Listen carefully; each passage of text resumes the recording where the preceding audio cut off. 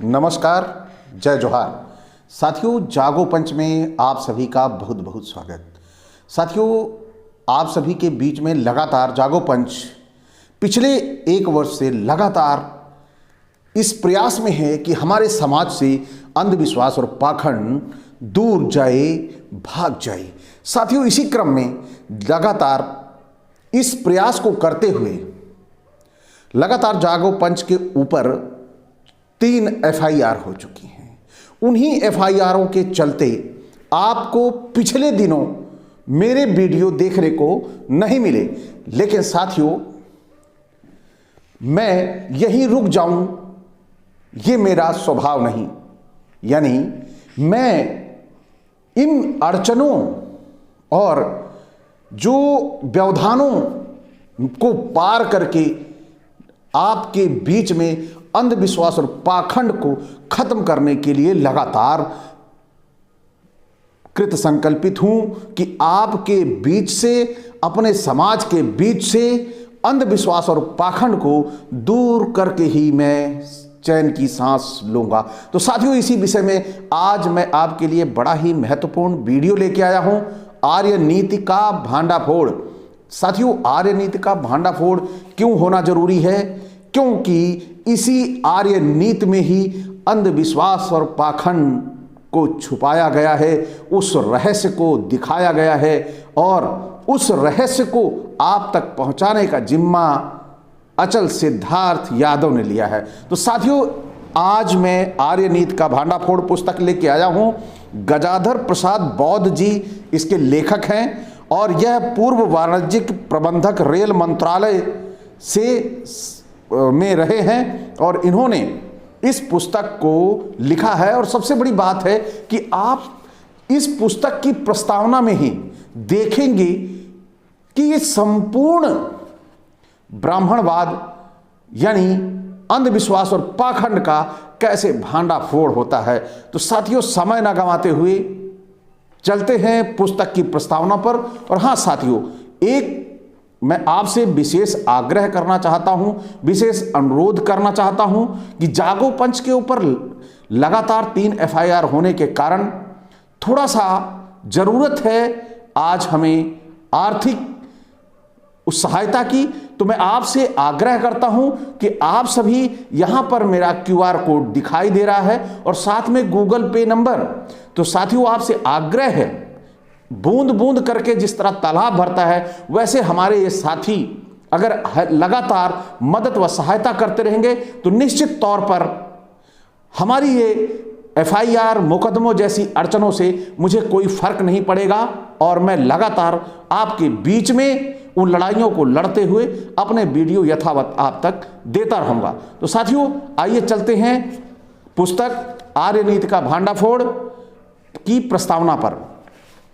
ब्राह्मणी साहित्य में बार बार यह नारा लगाया गया है कि कृण्वन्तो विश्वमार्यम, यानी सारे संसार को आर्य बनाओ, यानी पूरे संसार को, पूरे विश्व को आर्य बनाओ। जबकि इस संसार को पूरे ब्रह्मा ने पैदा किया है और ब्रह्मा ने निर्माण किया है, लेकिन ये इनके ब्रह्मा ने इसे पूरा का पूरा ब्रह्म में नहीं बना पाया, उसे यानी सारे विश्व के लोगों को आर्य नहीं बना पाया।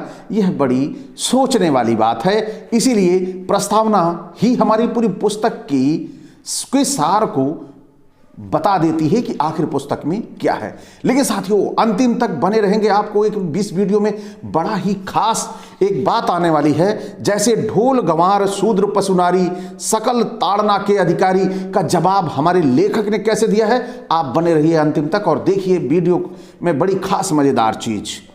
इस नारे को सुनकर, यानी जो कह रहे हैं सारे संसार को आर्य बनाओ, इस नारे को सुनकर सहज ही प्रश्न उठाया जा सकता है कि वे किस प्रकार के आर्य बनाना चाहते हैं। निश्चित रूप से यह वे आर्य नहीं होंगे जो तथागत की दृष्टि में आर्य थे।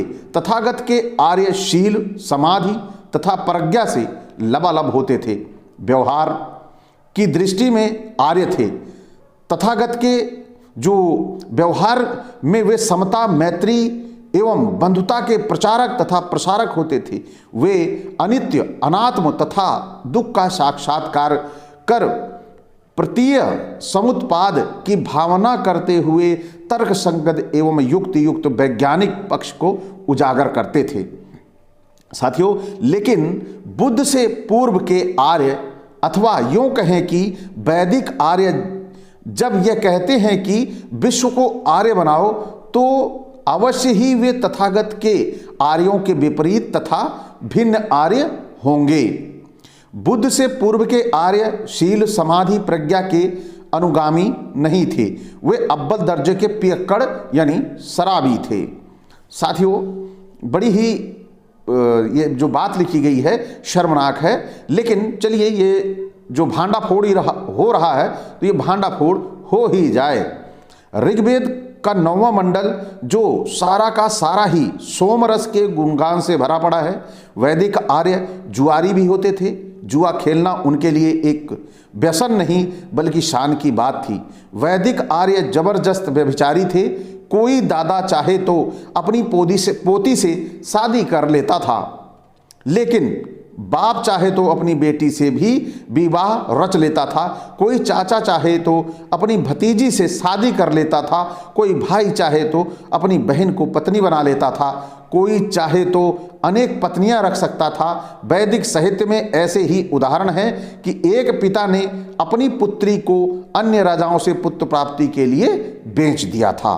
किसी भी प्रकार की आचार संहिता से सर्वदा अनभिज्ञ आर्यों में अनाचार की पराकाष्ठा देखिए। इनके ऋषि तक व्यभिचारी बन गए थे। वैदिक साहित्य हिंसा में विश्वास करता है। संपूर्ण वैदिकों में आत्मसंयम का विकट अभाव है। भौतिक समृद्धि के प्रति प्रार्थना तथा लोलुपता है। उनमें वैचारिक स्वतंत्रता तो है ही। वैदिक साहित्य में अति मानव ब्राह्मण ही है, क्योंकि ब्राह्मणों ने अति मानव बनने के लिए ही लगभग सारा संस्कृत साहित्य रचा है। ऐसा लगता है कि इन सरस्वती पुत्रों ने जाम के नशे में अनेक अनर्गल बातों का सृजन किया है।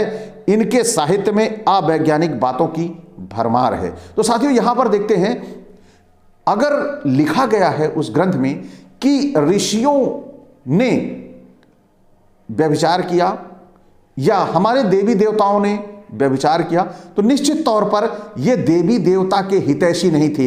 ये देवी देवताओं के दुश्मन थे। इन्होंने देवी देवताओं का दुष्प्रचार किया, क्योंकि कोई भी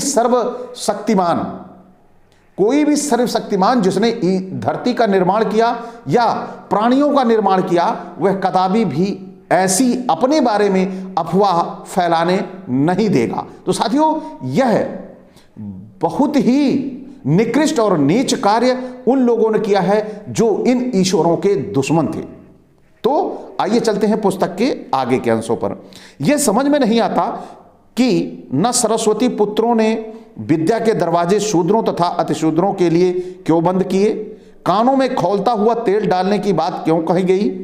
कहीं ऐसा तो नहीं चोर चोर मौसोरे भाई ब्राह्मणों की पोल नहीं खोलेंगे, किंतु यदि शूद्र एवं अतिशूद्रों को इन वैदिकों की संस्कृत भाषा में लिखित सामग्री की पोल मिली तो ये आकाश पाताल के कुलावे एक कर देंगे।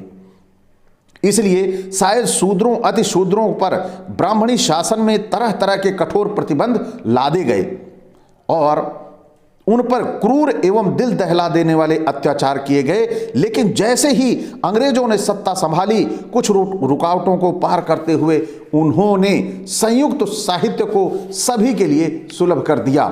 इसी के तहत मेरे ऊपर भी FIR हुई। तो आप समझ सकते हैं कि शूद्रों के ऊपर जो प्रहार किया गया वो कितना बड़ा और भयंकर होगा। जो आज संविधान के होते हुए मुझे जेल जाना पड़ गया, उस समय तो संविधान नहीं था और सामने वाले की बात सुनी जानी नहीं थी, तो उस समय जेल नहीं क्या क्या होता होगा, इसका आप अंदाजा लगा सकते हैं। साथियों, अब तो हर संस्कृत पुस्तक का हिंदी अनुवाद उपलब्ध है। यदि कोई शूद्र अतिशूद्र इन अनुवादित पुस्तकों को पढ़कर इन ब्राह्मणी साहित्य की पोल पट्टी खोलता है तो ये अध्ययन से कतराने वाले अक्ल बेच खाए अध कचरे।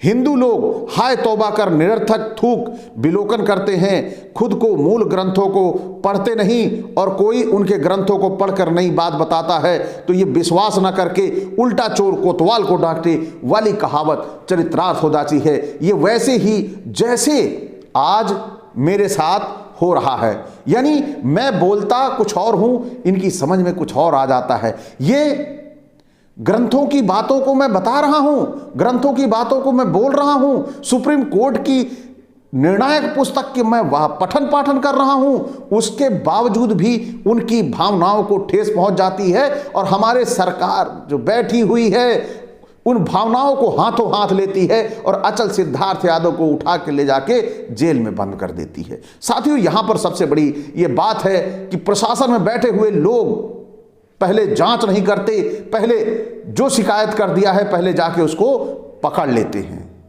ये सबसे बड़ी विडंबना है। आइए साथियों आगे चलते हैं पुस्तक के अंशों पर। एक और घटिया हिंदू तर्क देते हैं, वे कहते हैं आप हिंदुओं की बुराई करते हो, मुसलमानों को बुराई करके देखो, न छठी की याद आ जाए न सर कलम कर दिया जाए तो बताना। इस प्रश्न पर मेरा उत्तर है कि कोई मुसलमान अपने धर्म इस्लाम की निंदा क्यों नहीं करता, कोई ईसाई धर्म का मानने वाला ईसाई धर्म की निंदा क्यों नहीं करता, कोई सिख धर्म का अनुयायी सिख धर्म या अपने पुरुषों की निंदा क्यों नहीं करता। एक हिंदू हिंदुओं की, उनके शास्त्रों, उनके ईश्वरों तथा उनके धर्म की निंदा क्यों करता है। मैं अपने हिंदू भाइयों से पूछना चाहता हूं कि आप हिंदू धर्म की निंदा की तो चिंता करते हैं, किंतु अपने शूद्र अति शूद्र हिंदू भाइयों को दिया ही क्या है। तुम्हारे अलावा अन्य धर्मावलंबियों ने अपने अपने सहधर्मियों को समानता दी है, मानवता दी है, भाईचारा दिया है, न्याय दिया है, लाड दिया है, प्यार दिया है और भरपूर ममता दी है। आखिर करोड़ों की संख्या में कहां से आ गए ये मुसलमान, ईसाई और सिख। इन सवर्ण हिंदुओं की हैवानियत, अमानवीयता, दबाव, असमानता, पराधीनता, घृणा, छुआछूत, कपटपूर्ण व्यवहार, अन्याय के कारण ही करोड़ों अछूत मुसलमान, ईसाई, सिख बन गए और ये जहालत भरे नारकीय धर्म को छोड़ गए। आज भी लाखों दलित इस गंदगी से निकलकर बौद्ध बन रहे हैं।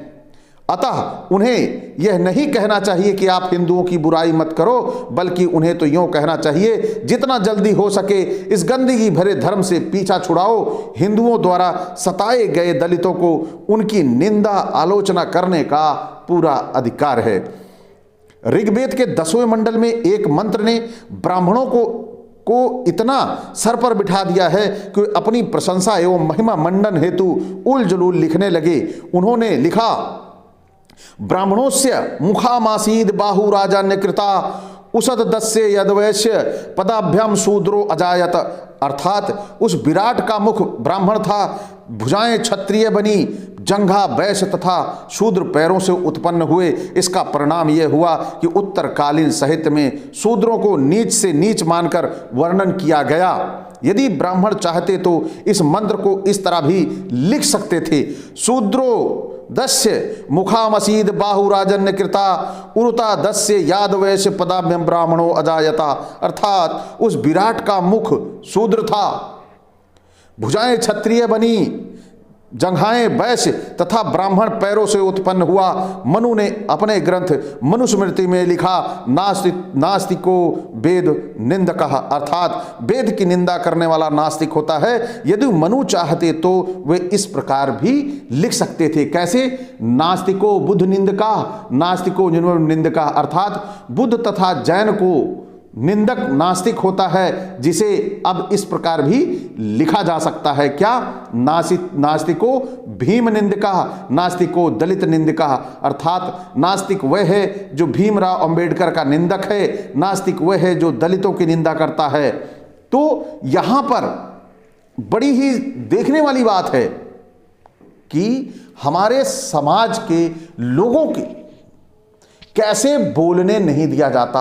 यानी इस प्रस्तावना आर्य नीति का जो भांडाफोड़ है, ये भांडाफोड़ करती है किस बात का, कि ये कैसे कैसे हमारे ऊपर आरोप लगाती हैं। यानी ये कहेंगे कि आप हिंदू हो इसलिए बचे हो, यानी इसी धर्म के हो इसलिए बचे हो, नहीं तुम्हारा सर कलम कर दिया जाता। कैसे कि आप हम मुस्लिम की बुराई करके देखो, आप ईसाई के धर्म की बुराई करके देखो।